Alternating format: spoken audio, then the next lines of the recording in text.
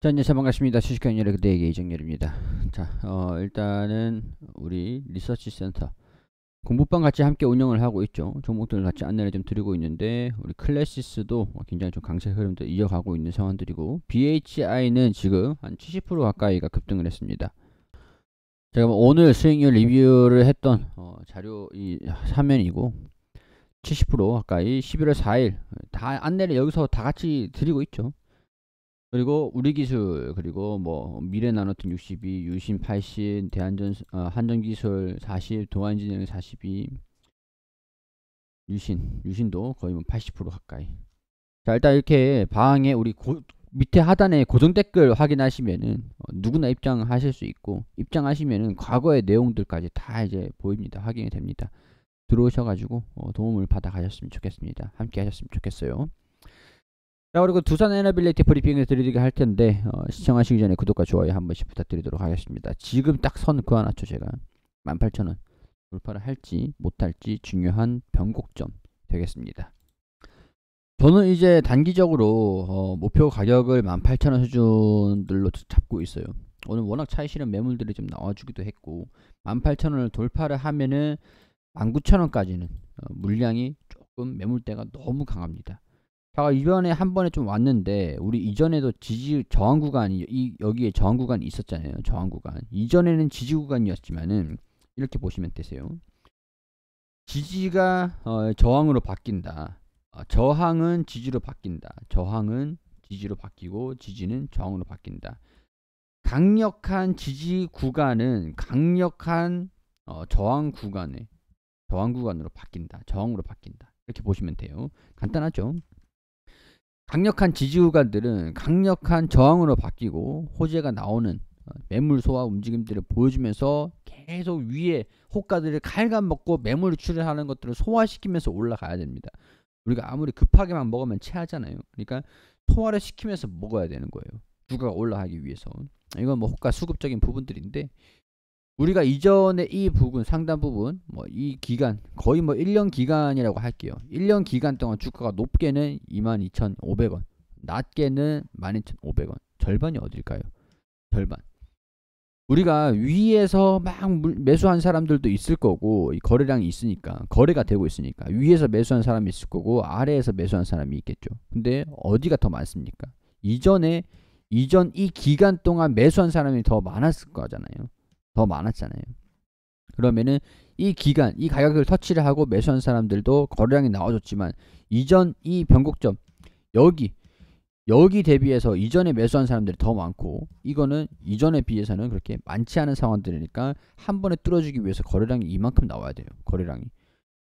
이거를 얘네들이 잡아먹고 올라간다라고 하면 엄청난 호재가 나오면서 이 정도 거래량들이 뚫고 올라갈 수밖에 없다는 거죠. 근데 그거는 사실상 지금 불가능하다라고 할 수가 있겠죠.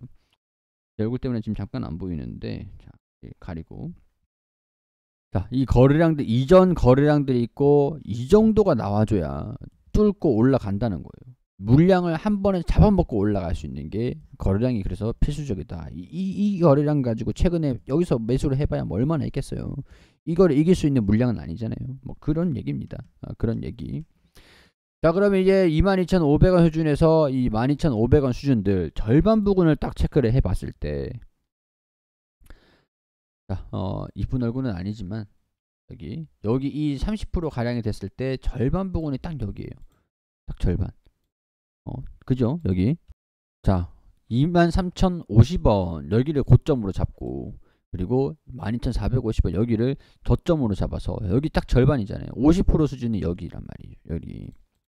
제가 이전에도 말씀을 드렸었는데 우리가 좀 지지를 받는 것들 자, 이 지지와 저항을 저점에서 고점 딱 그어놓고 여기에 제가 저번에 말씀드렸던 게 절반, 고점, 저점, 3등분, 2등분을 하면은 주가가 뚫고 올라갔을 때 지지를 받고 반등 나오고 뚫고 올라가고 이 전략적인 지지 구간과 저항 구간을 체크를 할 수 있다는 말씀을 드렸었잖아요. 가격을 보고 접근을 하는 거예요. 가격을 보고. 자, 그렇기 때문에 지금 이 구간에서도 반대로 낮아졌을 때 주가가 떨어졌을 때 절반 부분이 여기다라는 거죠. 여기서도 매수한 사람들이 분명히 있겠지만은 여기서도 매수한 사람들이 있기 때문에 올라가면은 찰실한 욕구가 더 강할까 아니면은 뚫고 올라갈 거다라는 매수세가 더 강할까 심리적인 부분들이 수급으로 나타나는 겁니다.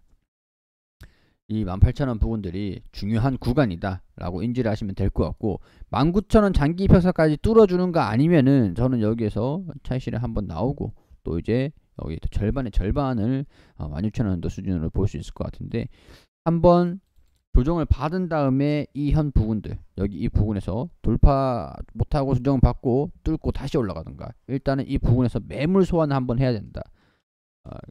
뚫고 올라가기 위해서 거래량들이 막 이 정도로 막 뚫고 올라갈 거래량들이 터져줘야 된다라고 말씀을 드렸었죠. 그렇게 참고를 하시면 될 것 같고, 일단은 수급적인 부분들 제가 말씀드리는 거는 18,000원에서 19,000원 매물대가 좀 너무 강하다라는 그런 우려인 거입니다. 자, 이런 소식들이 또 있었습니다. 2029년도까지 이집트 원전 전기 생산 설비 공급을 한다. 이런 소식들도 있었고, 이거는 제목만 보고 넘어가면 되고요. 11월 11일 폴란드 체코 원전 수출을 본격화하기 위해서 한수원이 부지조사에 착수를 했다. 현재서 APR 1400 한국형 원전이죠. 체코 신규 원전 사업 수주에도 총력전을 좀 펼치고 있는 상황들이고, 신규 원전 산업을 위한 부지조사에 착수했다. 한전기술 등 관련 회사들과 부지조사단을 구성을 해가지고 퐁트 뉴프 발전소를 방문했다. 조사단 실무자들과 함께 협상을 이제 조사를 하려고 갔다. 이런 것들이 이제 순차적으로 좀 진행할 가능성들이 높겠구나, 이런 기대감들을 반영을 시킬 수 있는 겁니다. 폴란드 신규 원전 사업을 위한 기관 간의 협력 의향서를 체결을 한 만큼 팀 코리아 뛰어난 역량을 바탕으로 안전 기술 경제 공조 준수 공기 준수 이런 공사 기간 준수 모든 면에서 세계 최고 수준의 원전 사업이 이어질 수 있도록 할 거다. 이런 것들. 일단은 체코 신규 원전 사업은 한국, 미국, 프랑스 3개국 공급사를 대상으로 지난 3월 본입찰을 개시됐다. 이달 말까지 모든 준비를 완료하고 입찰서를 최종 제출할 예정이다. 자, 그러면은 폴란드, 우리 이집트도 있었고 폴란드 있고 사우디도 17일 방한을 하고 체코까지 있고, 자, 우리 순차적으로 윤곽이 점점 나와주고 있죠. 이집트, 사우디. 이집트는 이제 건설 우리 두산 에너빌리티가 여기 공급을 한다라는, 이집트 원전 설비 공급한다라고 했죠. 그리고 사우디는 17일 빈사말 왕세자의 방한이 예정되어 있기 때문에 네옴시티 그리고 원전 그리고 수소 5G 얘기도 나오고 있는 상황들인데, 이런 부분들 에너지 쪽에 이런 17일 전후로 좀 이제 변곡점이 좀 될 수 있을 겁니다. 이슈가 주가에 뚫고 올라가기 위해서는 사우디랑 원전을 우리 한국이랑 합시다, 이렇게 얘기가 나오지 않는 이상 뚫기는 좀 어려울 것 같아요. 차익 실현 이 이슈에 따른 등락들 예상을 좀 해보도록 하고, 그리고 폴란드 있죠. 폴란드는 정부 원전이 있고 구체적인 그런 그림이 나온 게 민간 원전이 있습니다. 정부 원전은 미국한테 줬어요. 한 6기에서 7기 정도. 그리고 민간 원전 4기에서 5기 정도는 한국한테 줍니다. 이게 지금 사실상 확정이라고 하는데 아직까지 우리 서류에 사인을 하진 않았어요. 사인하기 전까지 모르는 거긴 한데, 그래도 야, 우리 믿고 맡겨, 우리가 믿고 해줄게, 신뢰가 생명 아니겠어, 약간 이런 느낌이기 때문에 믿고 있는 상황들이 나중에 뒤통수 때릴지 그건 모르죠. 그리고 이제 체코가 남아있는 거죠. 체코 이달 말에 원전 입찰서를 낸다라고 하니까 이 기본 계획을 수립을 하고 난 다음에 입찰서를 최종 제출할 예정이라고 하니까 이달 말에 이런 소식들로 인해서 또 긍정적인 움직임들을 보여줄 수 있을지 보시면 염두를 감안을 좀 하고 참고하고 계시면 될 것 같습니다. 자, 그리고 우리 12월 말에 수소개정법이 시행이 됩니다. 2030년도 4조 시장 수소터빈 산업 탄력 정부 발표 호재다. 2027년도 380메가와트급 수소 전소터빈 개발을 목표로 하고 있다. 수소 발전. 우리 12월에 청정 수소 발전 공급 의무화 비율 이렇게 해가지고 수소를 공급을 생산을 하는 거에 의무적으로 친환경 수소를 의무적인 비율로 가지고 사용을 좀 해야 됩니다. 12월에 이제 이게 시행법이 개정이 됐던 게 시행이 되는 거고, 내년부터 본격적으로 시장을 적용을 하는 거다라고 보시면 될 것 같아요. 두산 에너빌리티가 수소 터빈을 개발하고 있는데, 이전에는 가스 터빈이었어요. 가스 터빈을 가지고 수소랑 가스랑 혼소를 해서 지금 개발을 하고 있는 상황인데, 여기 보시면은 300메가와트급 수소 터빈용 50% 수소 혼소 친환경 연소기 진행을 하고 있고, 수소 터빈 연소기에 30% 수소 혼소 시험에 성공을 했다. 50% 수소 혼소 시험을 앞두고 있다. 이런 내용들, 이제 수소 개정법이 통과가 되면은 수소 사용을 어느 정도 일정 비율로 해야 되기 때문에 가스터빈에 대한 부분들 세계에서 5개의 기업들밖에 공급을 하지 못한다라고 하죠.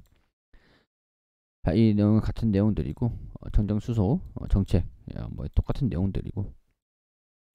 자, 두산 에어빌리티의 사업 구조를 보면은 뭐 주기기, 원전 주기기, 뭐 공급 기자재, 그리고 화력 플랜트, 그리고 해수 담수화, 뭐 이런 것들도 좀 많은 상황들이지만, 원전, 풍력, 수소, 그리고 또 SMR 또 있죠. 그리고 두산 밥캣을 통해서 기계도 하고 있고, 두산 퓨어셀을 통해서 연료 전지도 하고 있고, 그 위에 올라가면 이제 두산은 뭐 로봇도 하고 있고 반도체도 하고 있고 뭐 여러 가지 하고 있는 상황들이지만, 자, 원전, 풍력, 수소, 친환경 에너지에 대한 부분들 관심이 연일 뜨거워지고 있습니다. 저도 이제 18,000원, 19,000원 뚫어주기를 바라지만, 단기적으로 욕심을 내는 것보다는 우리가 확인하면서 대응을 하자라는 의견 말씀을 좀 드리고 싶습니다. 우리 무료방들 아래 하단에 고정 댓글 링크 클릭하시면은 들어올 수 있습니다. 조만간 이제 입장에 좀 제한을 두기도 할 것 같아요. 지금 너무 많이 좀 관리가 좀 힘들어지고 있는 상황들이라, 제가 시장이 좀 어려울 때 8월부터 좀 안내를 좀 드리기도 했었죠. 8월부터 시장이 좀 너무 어려우니까 저라도 조금이라도 도움 드리겠다, 이렇게 좀 시작을 했던 것들인데, 너무 올라가고 좀 슬슬 올라가고 있으니까 하여튼 뭐 제한을 좀 할 수도 있습니다. 참고로 좀 했고, 입장하실 분들은 미리 지금 입장 다 해주시길 바라고, 영상 좀 도움이 되셨다, 전략에 참고가 좀 되는 내용들이었다, 그렇게 생각을 하신다면 구독과 좋아요 한 번씩 꼭 좀 부탁드리도록 하겠습니다.